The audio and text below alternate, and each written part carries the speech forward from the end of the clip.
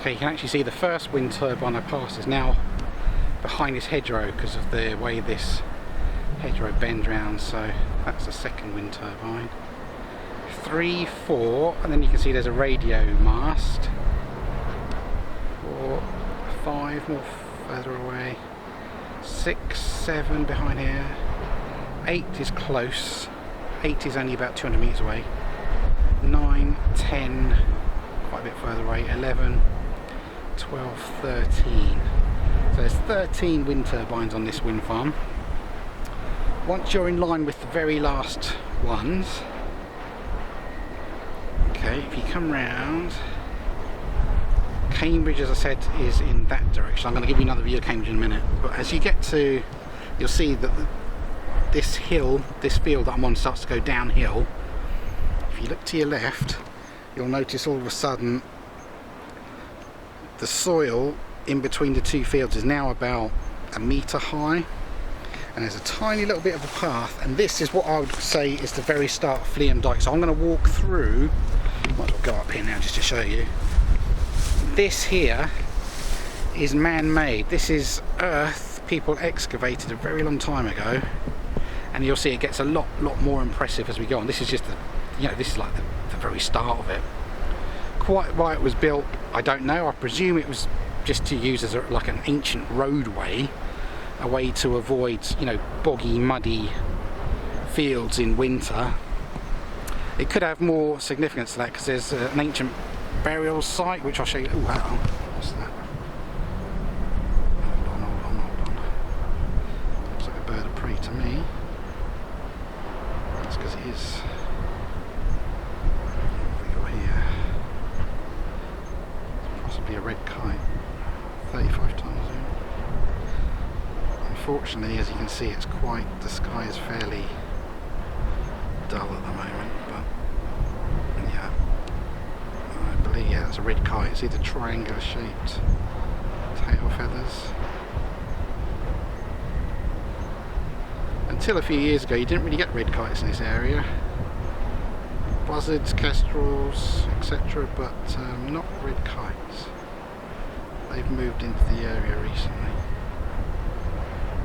Okay, so I'm not going to film anymore, that's quite distance. Okay, so, right, so this is the start of Fleam Dyke. I'm going to go in between.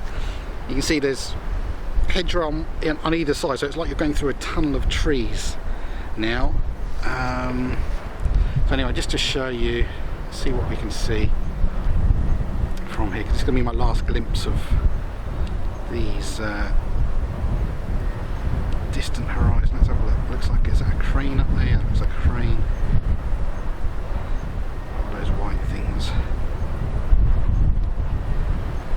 Don't know. So huge crane there. Another crane. That's power lines, in case you're wondering. So what else we got? There's some church there. More white. Could be another, potentially another wind farm, those white things maybe. Is that more cranes? Yeah, more cranes. That white archway is, I believe, that's holding up the cycle bridge, so that shows you that Cambridge railway station is there. That looks like the Cambridge University Library just behind it. 110 times zoom. Great big church there, that could be the one on Hills Road. Just before you get to town. Great big white tent-like things. Entirely sure what it is. It's probably sports fields for the university. Let's keep going round. What have we got here? What's that building there? Anybody know? If you know what that building is, tell me. Oh, I know what that is. That's the building at the top of... That's Hills Road Bridge. Is it the Belvedere or something? The penthouse at the top of that sold for 1.5 million years ago when it was built. So very rich people bought these properties. Not necessarily people that live in Cambridge. Some of them were bought for property speculators to turn a profit eventually. What else have we got? And that there, that's what I call the Stevie Wonder building. That's at the top of Cherry Hinton Road. Absolutely hideous. If you go on the cycle bridge I just showed you, Look to your left and look at that. It's the weirdest thing that's ever been built in Cambridge. It's hideous. It should be demolished just because it's so ugly. It really is an eyesore.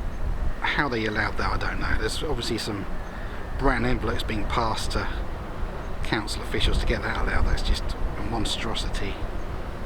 So there you go, that's some of the buildings I can see from here. What's that down there? That was a road sign. Okay, I keep going round. That's pretty much the direction I came from. So Fulbourn is kind of that direction. Oh, let's keep looking on the horizon. So that's the top of Cherry Hinton Road where it meets Hills Road there, I believe. Let me just double check. Where was I? Yeah, so that there, I'm sure that's the Stevie Wonder building. Okay. That's about 11 or 12 stories high, in case you're wondering. You can only see the top of it because of the hills around it. Hills from this angle, what is that? And that's some monstrosity that's further down. If you're looking down the railway line to your left as you're on Hills Road Bridge, there's some really weird building with that strange thing on the top. Again, who allowed these buildings to go up? I don't know.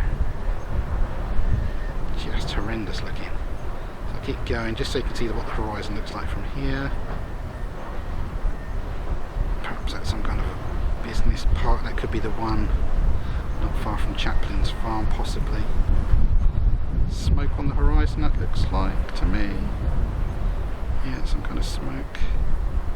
Keep coming around, keep coming around. Presumably some kind of farmhouse there. Going around. Oh, you can see quite a lot from up here, so it's worth coming up here, but you're going to need binoculars because I'm using a lot of zoom. At the moment that's 20. I'm using 26 times zoom. If you want to see things, there you go, and then you get to the trees right in front of me. So here we are, start Fleam Dyke is right here. Another clue, that tower over there by Linton, I think it's a water tower. I don't think it's it could be a grain tower anyway. That is 62 times zoom. That shows you Linton, start Fleam Dyke, through the middle of this hedge road on either side. Views of Cambridge and Fulbourn in the distance. You're in line with the last wind turbine blades on this Bolton wind farm. There's 13 in total. So let's do it. I'm going to start the Fleam Dyke walk now.